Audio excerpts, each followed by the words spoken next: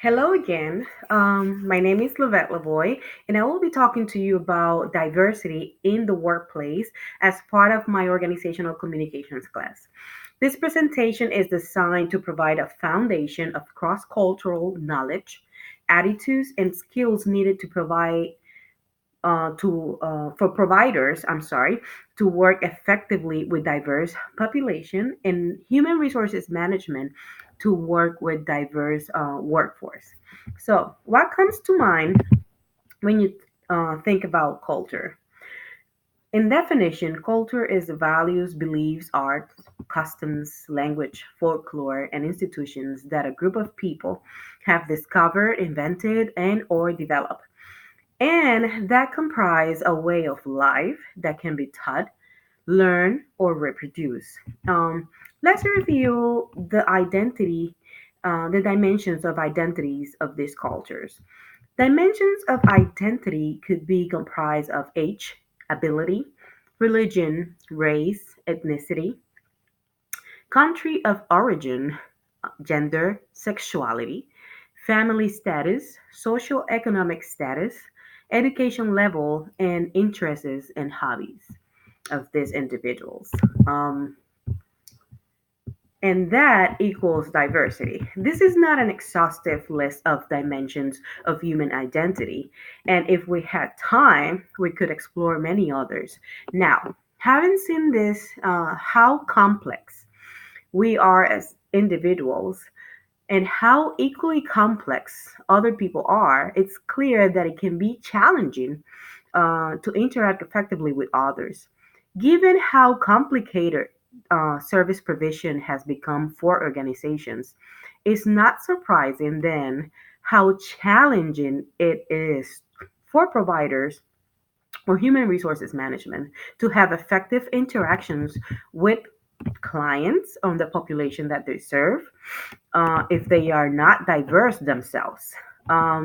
It is important to recognize when working with people who are different from us that both are equally diverse. And the interaction is affected not only by what other people brings to the interaction, but by what we bring to the interaction as well. Therefore, it's about this intersection of the complex identities of both of the provider and the client, of both of upper management and staff. We should be cautious of thinking of our own identity as a workforce. That's why it's so important. So the US, the United States of America, is changing.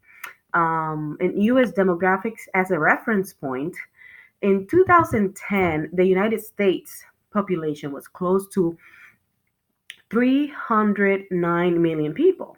It is projected that by 2050, it will be about 438 million people. Connecticut's population itself in 2010 was 3.5 million people. The US population is becoming more racially, ethnically diverse. This is the result of immigration and a slower death rate of baby boomers, and other many other factors contributing to a growing population. By 2050, the percentage of foreign-born living in the United States is expected to increase from 12 to 19%. So by 2050, for the first time in hundreds of years, more than half of the people living in the United States will identify as non-white. In some states, such as California, this shift has already happened. Hispanics alone will grow from 14 to 29 of the population by 2020, and by 2050 to 47% of the population. So, what does these changes mean for organizations? Well, increasing diversity needs a more cultural competent workforce and increased language access services due to the immigrant population that continues to grow and diversify. Not only will more people speak Spanish, which gets complicated as it differs by region, having 43 different versions of Spanish. Um, but with the growing Asian population, more people will speak many different Asian languages as well. Having people belonging to diverse backgrounds, nations, and races is always advantage for organizations independents belonging to the different sectors of the economy. So I think they are advantages and disadvantages when leaders are strategizing around diversity in the workplace. Leadership goes hand in hand with strategy formation, and most leaders understand the fundamentals. Disadvantages is always more effort, more work when you are dealing with a diverse workforce. There is another potential disadvantage when leaders are acting solely on the values that best suit their strategic purposes because they don't understand a workplace culture that refuses to embrace diversity, power, and dynamics. So they might lay out detailed, thoughtful plans for strategy and execution, but their plans go off the rails because they fail to understand a workplace culture that refuses embrace diversity, power, and dynamics.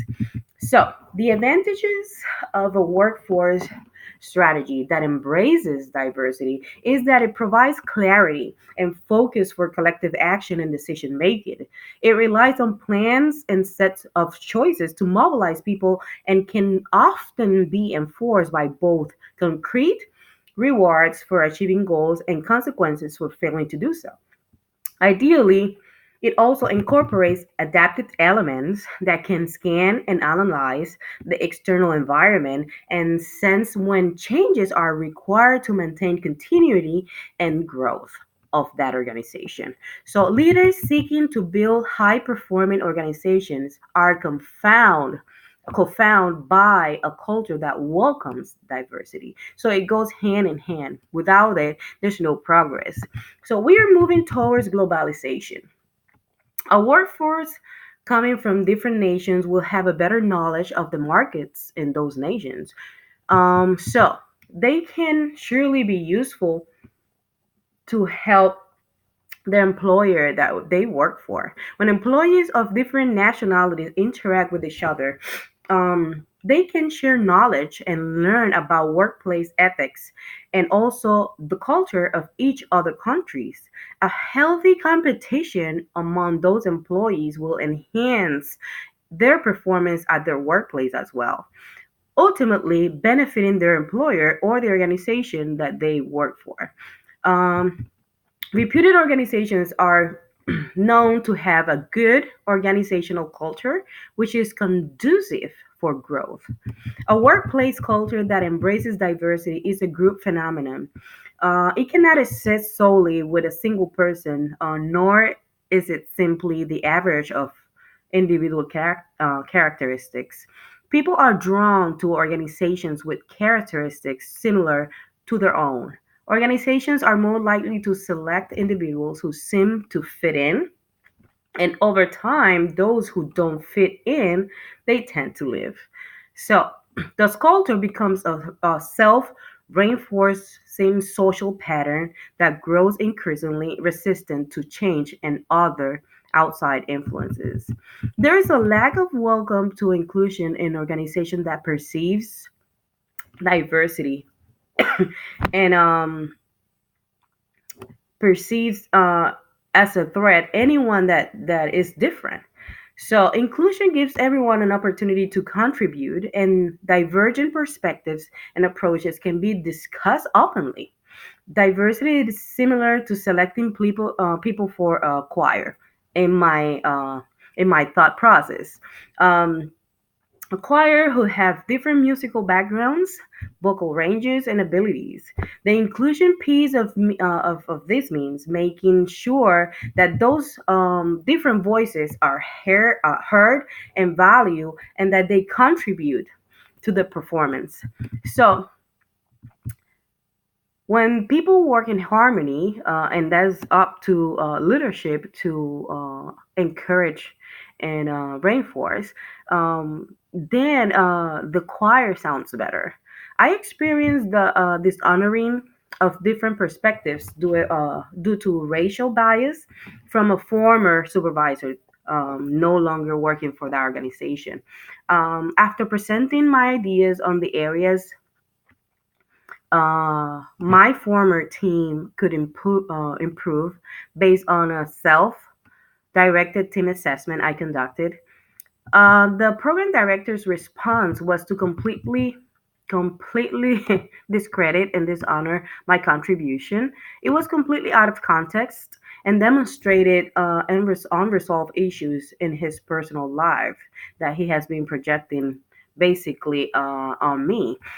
He stated that he fathered a son with a Latina and that he know all about Puerto Rican culture and how demanding women of that culture could be, completely disregarding my contribution and attempting to discredit it due to his own personal bias. I had to educate him that fathering a son with a person from a different culture than his does not make him an expert in such culture. That is completely delusional. I also had to redirect him to the self directed team assessment exercise and my evidence based contribution to the team that had nothing to do in correlation with his bad experience with the mother of his child. So, generalization is usually a demonstration of a weak mind, an uninformed person. So, in order to unleash the potential of workforce diversity, a culture of inclusion needs to be established. We need to treat diversity as a functional challenge, not a political or moral issue. This could be a culture that fosters enhanced workforce integration and brings latent diversity potentials to life. A culture that is built on clarified normative grounds and honors the difference as well as the similarities of the individual's self and others always wins. So, diversity is about balancing this natural tension in different organizational and cultural settings. Thanks for listening.